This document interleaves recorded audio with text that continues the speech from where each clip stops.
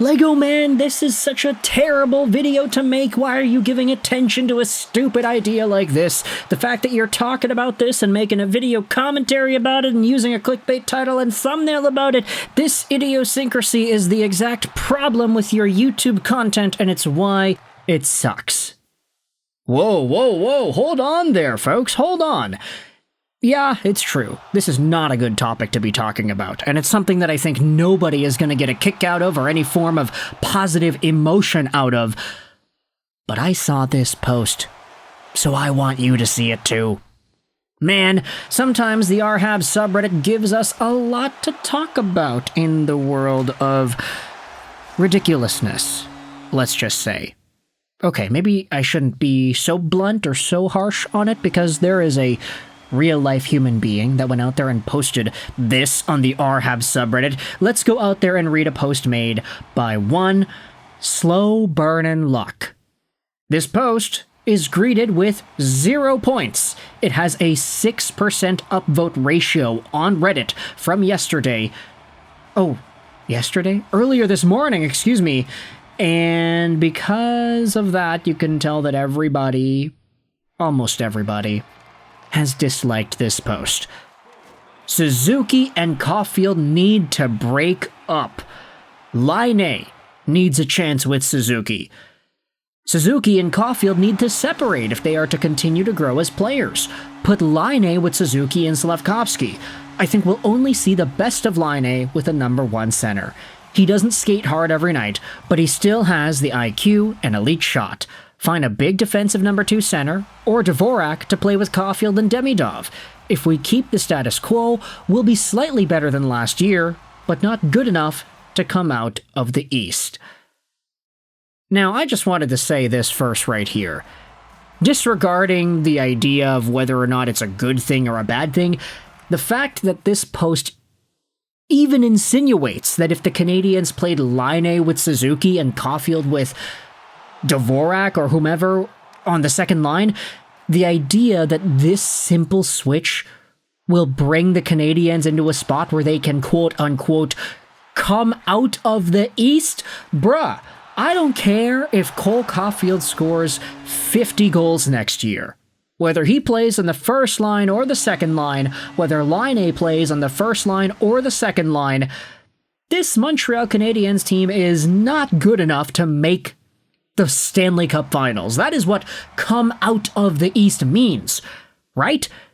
Make the playoffs, win in the playoffs, and win so much that you end up being the finalist in the Eastern Conference for the playoffs. That's what that means. Come out of the East, right? I don't know. I thought it was so interesting that this poster is even using that as a talking point, but I did want to describe some of the discussions that are being put out here.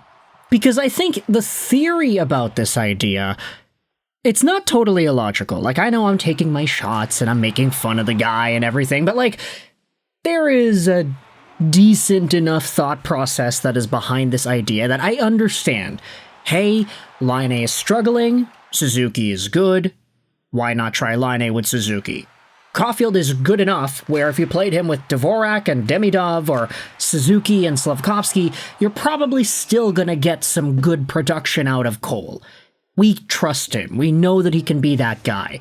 But Laine needs going, which is why play him with the best player on the team in Nick Suzuki, or maybe the best forward on the team in Nick Suzuki, and try to see if you can get that playmaking edge that Nick has to set up some Laine bombs.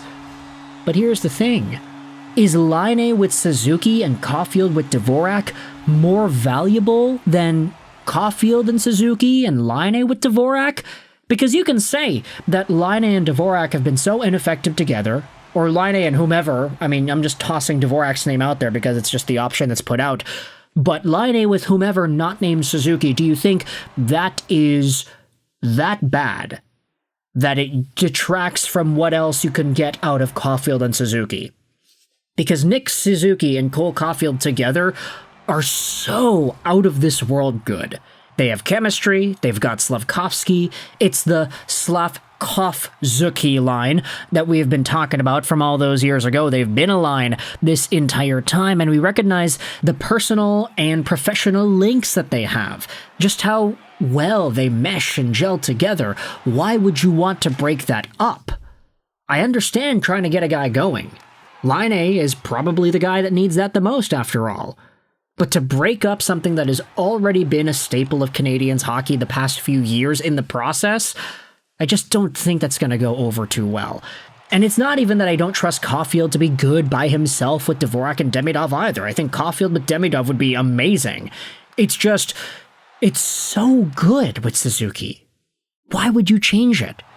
If anything, you give Demidov and Laine the space to grow into their own chemistry, and you see them form more of an on-ice and professional bond in the same way Hudson was able to find Laine with all those clap bomb one-timers on the power play throughout the season. Which is why we head back over onto the Reddit post and we read some of the extra commentary provided here by the guys who posted it. I can't think of a worse idea than splitting up these two players with incredible chemistry. And the reply is they'll still have their power play. Why would you break them up for what clearly seems like one more year of Laine?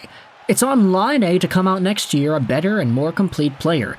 If he can't do that, then he is severely hampering his chances of getting a decent contract, not to mention the teams that will be interested in what he brings to the table. Respectfully, no. You don't break up statistically one of the best duos in the NHL. Considering Martin St. Louis sees himself in Suzuki and Stamkos and Caufield, I can't agree more.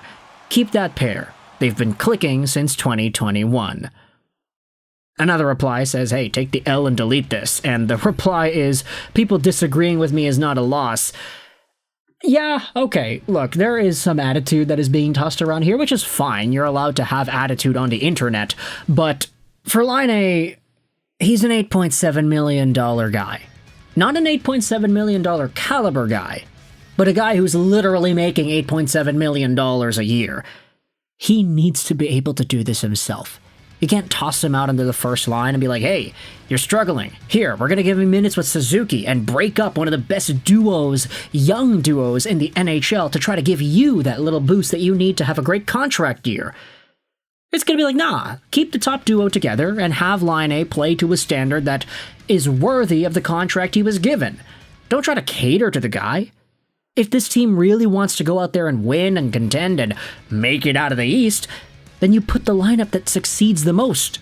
Caufield Suzuki together has that. While it is true that Caufield could probably be fine with Demidov, in fact, I think that he'd excel with Ivan Demidov, even if it's a Dvorak in the middle, Laine with Suzuki is not enough of a guarantee that Laine would be great to take off that pairing with Cole. I just don't see it fitting that way. So with that in mind, I want you to let me know your thoughts in the comment section below about this ridiculous idea for the Montreal Canadiens involving Laine, Caufield, and Suzuki, and whether or not you think this is an idea that's actually worth talking about.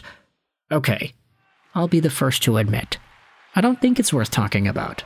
But then again, that's like a good chunk of everything that's on the internet. This is all for entertainment purposes after all. But I was thoroughly entertained by reading this. So because I found it interesting, I wanted to toss it out here onto the channel as well.